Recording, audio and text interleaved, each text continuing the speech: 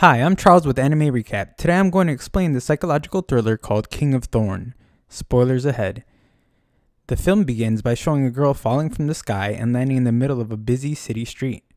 Surprisingly though, after hitting the ground, the body appears to actually have been made of stone. It is then explained that an infectious disease of the highest level called Medusa is the reason behind people turning into stone, and a cure has not yet been found. We are told that the process has 3 phases: a 30 to 60 day infection to onset phase, then 12 hours until petrification, and then fatality. On television, Mr. Vega, CEO of the major chemical manufacturer Venusgate, has a press conference. He says that his corporation will fulfill its duty to society and unveil a top secret project they have been working on called cold sleep. Mr. Vega states that patients under cold sleep will have a slower metabolic rate, which will slow the progress of illness, including Medusa. The plan will be to have infected people cold sleep until a cure is found.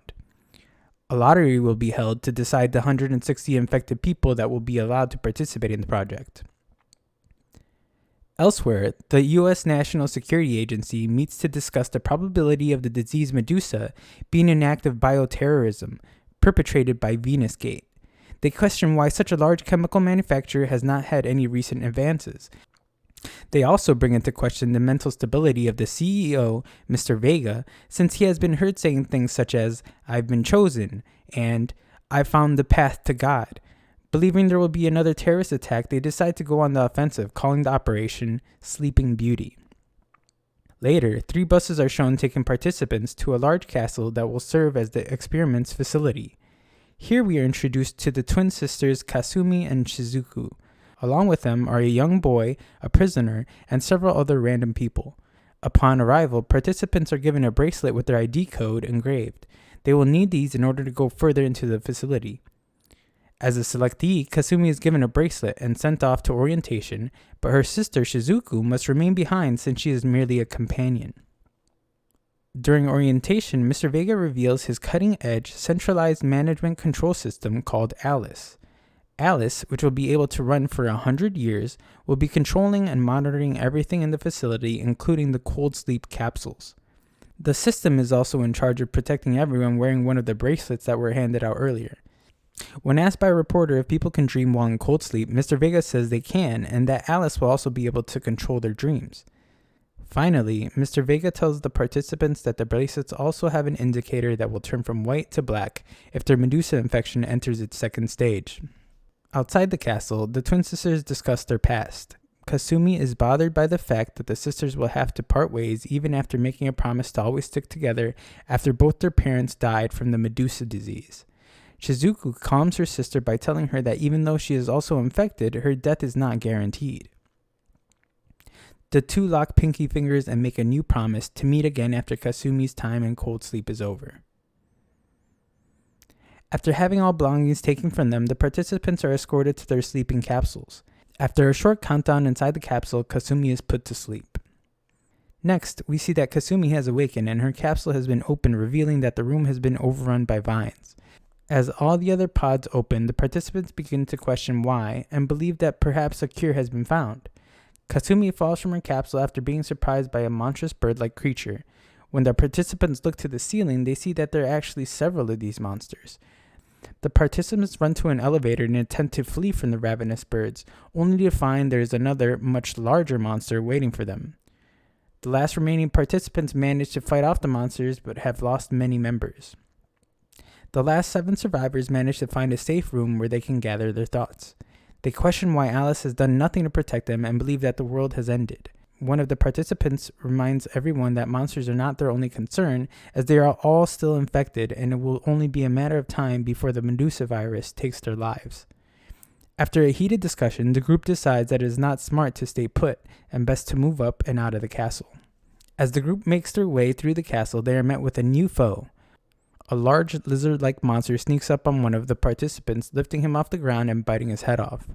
The boy in the group recognizes the monster from one of his games and reveals that it cannot see but relies on its hearing to detect its surroundings. The group jumps into flowing water in order to escape the monster but lose sight of Kasumi. Kasumi is shown to be having a vision when she is awakened by her sister's voice telling her to live. The prisoner then pulls her out of the water to safety. Their safety is short-lived, however, as they realize that there are actually several of these lizard monsters. The group again must run for their lives. After a short chase, Kasumi manages to distract the monsters using loud noises, and the others use their guns to kill them. Later, they are able to find a safe office where they treat their wounds and refill their ammunition. Tensions rise, however, as the group begins to question one of the participants for having a piece of jewelry when everyone else had to give up all their possessions. They also question how he knew the way to the office they were currently in. As the man's attempts to lie fail, he begins to panic and takes Kasumi as a hostage. The man claims to have a noble duty to fulfill and leaves with his hostage. As the group attempts to follow Kasumi and her captor, they encounter another horde of lizard monsters. They manage to kill the monsters but are separated in the process. In a flashback, we are shown the twin sisters at a younger age. We are shown that Shizuku was recovering from a leg injury that would leave a permanent scar. The flashback also shows the traumatic moment when they discover that they both have contracted the same disease that killed their parents. After waking from her dream, Kasumi wanders through a room when she begins to hear a discussion in the distance. She approaches and learns that the man was only pretending to be a participant and is actually a developer at the facility. His goal had been to expose the truth behind the Venus Gate Corporation. As the two discuss the consequences of his actions, they are attacked by a lizard monster, and the developer is killed. Just then, the prisoner shows up and is able to fend off the lizard, allowing them to escape the room. However, this only leads to another chase, with it ending at a dead end. Just as the pair are about to meet their demise, they are saved by the other half of their group. The group finds themselves in yet another room with no way out. In here, the prisoner reveals that he is actually a lieutenant with a mission of finding proof that Medusa was an act of bioterrorism perpetrated by the Venus Gate Corporation. In the middle of their conversation, someone comes crashing through the door. This person is shown to be Mr. Vega, the CEO of Venus Gate. Mr. Vega reveals that he had been conducting an experiment that turns dreams into reality, but his test subject has gone out of control. As water begins to pour into the room, Mr. Vega shows them a hidden passage. On their way through the hidden passage, Mr. Vega explains the origins of the Medusa virus. He says that it came crashing down from space in a village where everyone had died except for one little girl. They thought that the virus had killed everyone, but concluded that it may have been something else.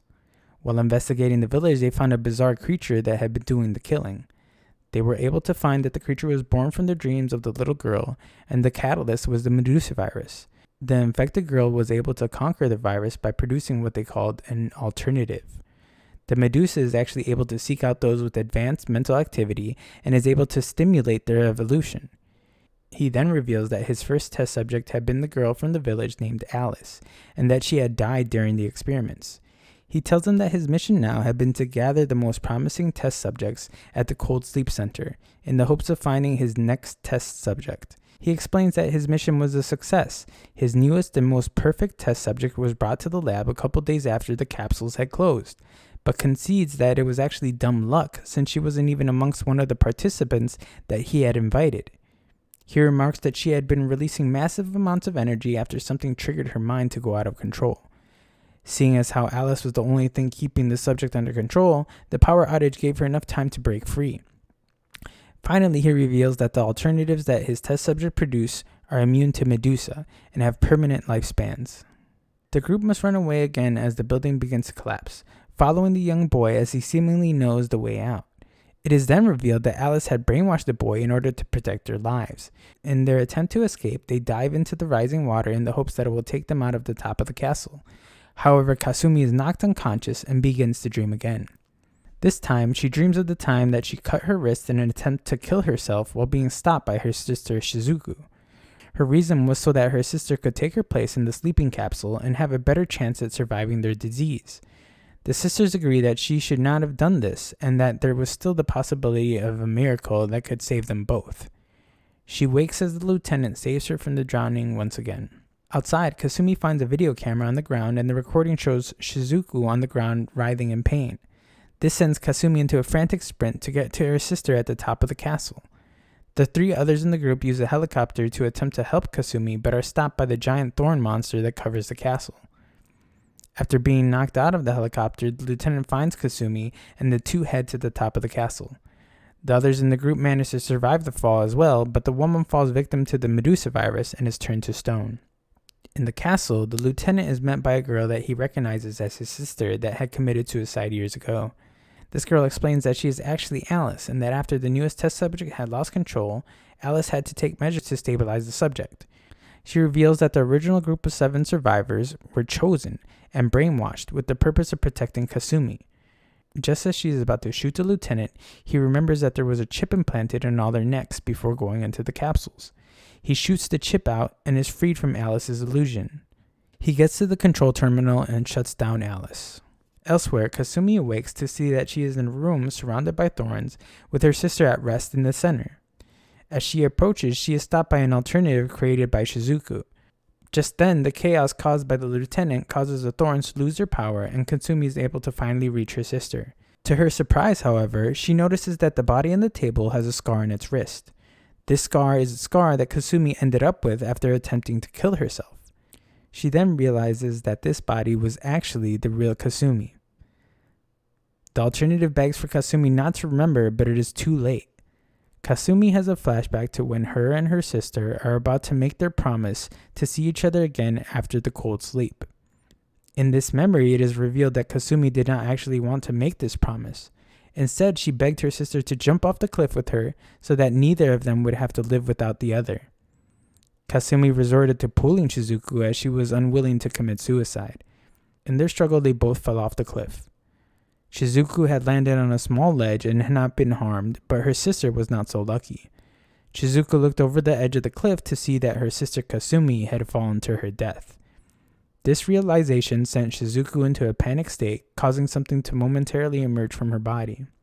We are then shown that after Shizuku became the test subject and went rampant, she created an alternative in the form of her dead sister. This alternative was the Kasumi that we had been following throughout the film. Shizuku, who is now a big face on the ceiling, says that she only wanted to give her sister another life where she didn't realize anything was different.